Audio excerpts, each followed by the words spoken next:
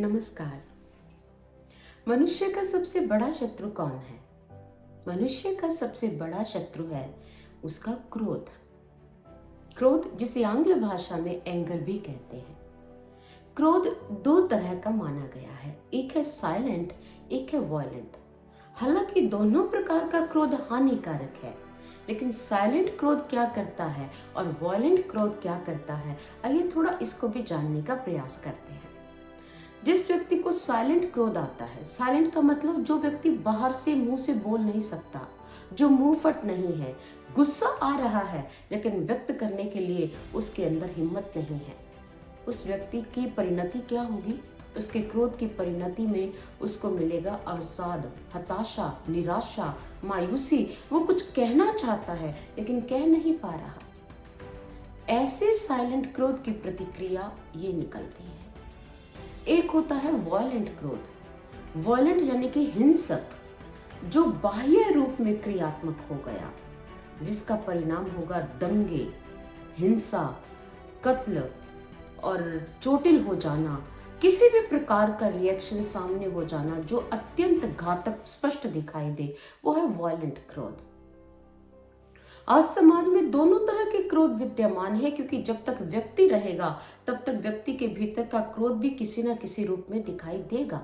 कुछ वॉयलेंट वाले होते हैं, कुछ साइलेंट क्रोधी होते हैं, लेकिन परिणाम दोनों के ही भयंकर होते हैं।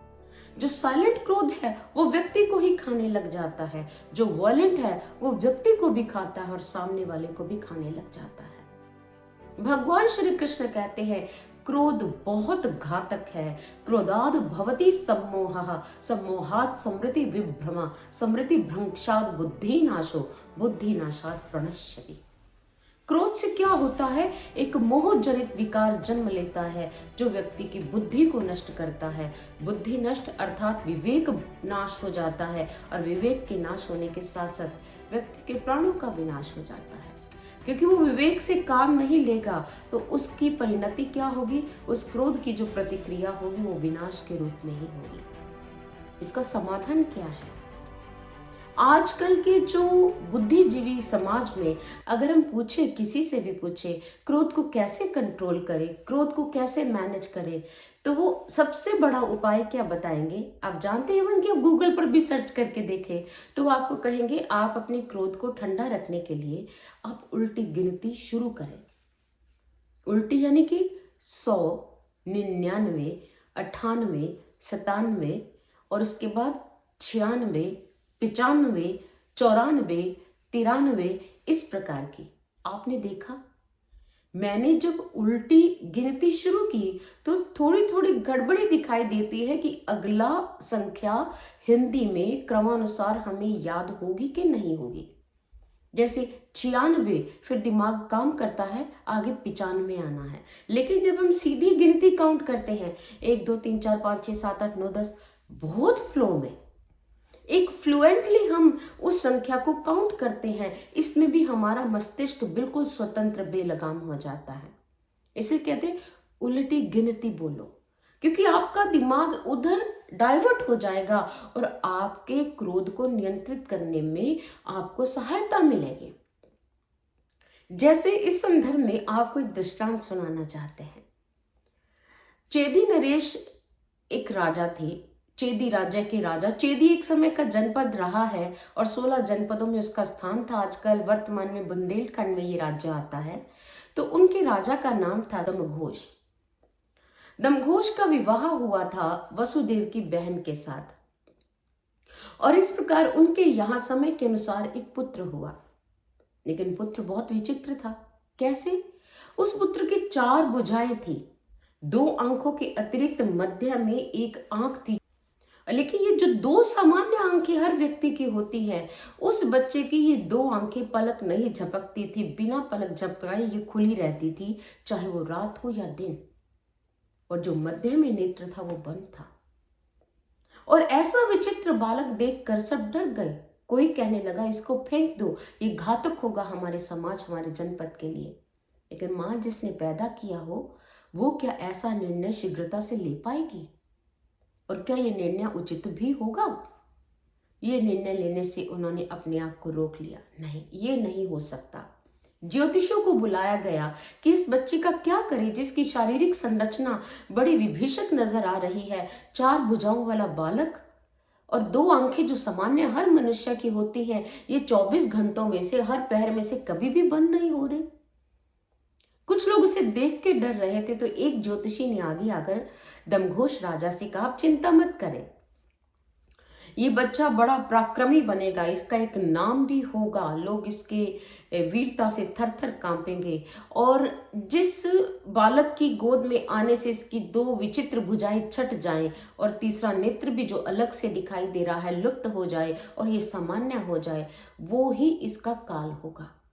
यानी कि इससे चेदी राजा को यह मिला कि मेरे बच्चे की शारीरिक संरचना सामान्य होने का कोई उपाय है, कोई इसे गोद में तो ले।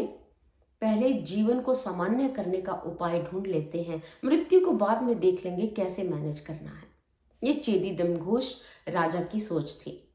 सारे संबंधियों को बुलाया गया, समस्त रिश्तेदारों को बुलाया गया, एक बार अपनी गोद में मेरे बच्चे को ले, ना जाने वो कौन है जो मेरे बच्चे की शारीरिक संरचना को सामान्य कर सकता है।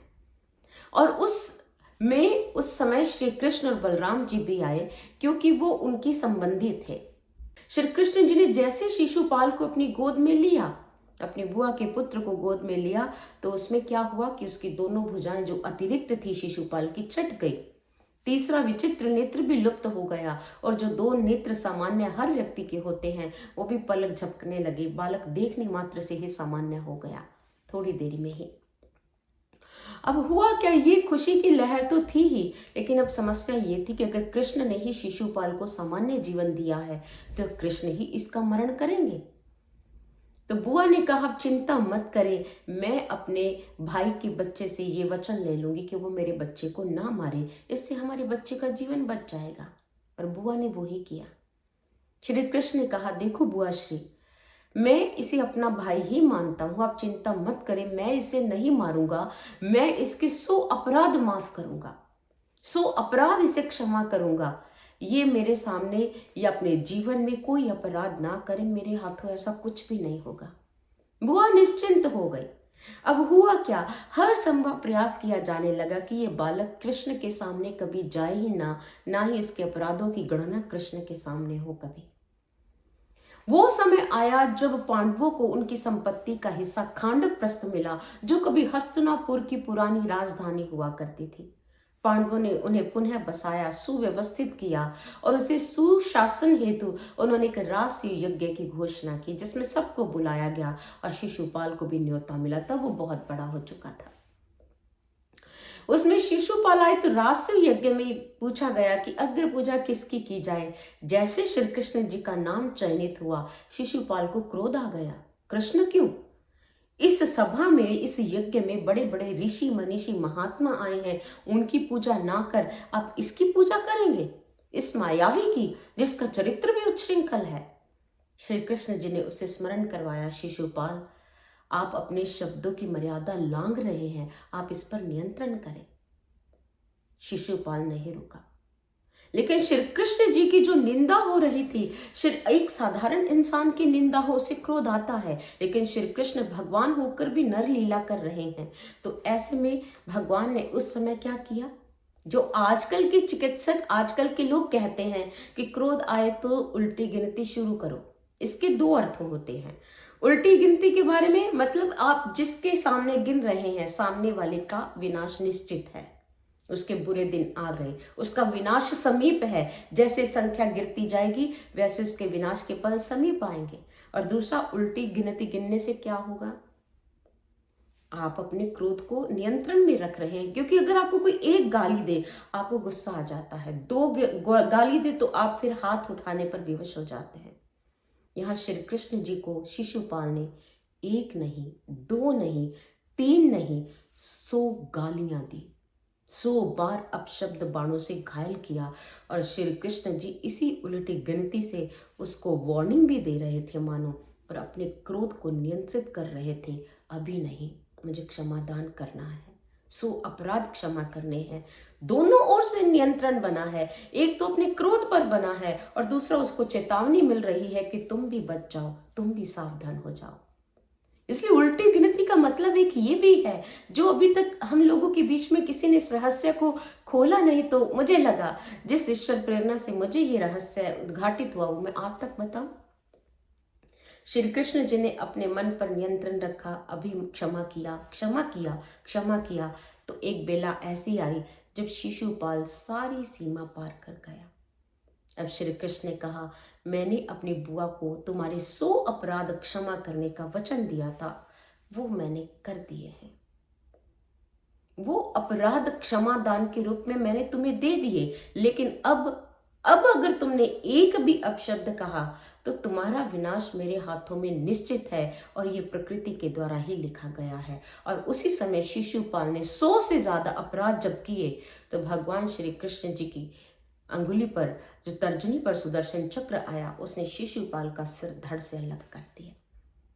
इसलिए इस क्रोध को नियंत्रित करना श्री कृष्ण जी ने हमें ये कला दी है। उलटी गिनती का मतलब यही है, खुद पर भी काबू करें और सामने वाले को भी कहें कि मैं तुम पर दया कर रहा हूं, अब भी तुम पीछे हट जाओ, मेरे क्रोध को उत्तेजित मत करो। इसलिए कहते हैं कि क्रोध में कोई निर्णय जल्दबाजी में मत लो, ये गिनती तुम्हें सोचने के लिए भी विवश करेगी, और जल्दबाजी में लिया गया निर्णय हमेशा विनाश की ओर लेकर आता है।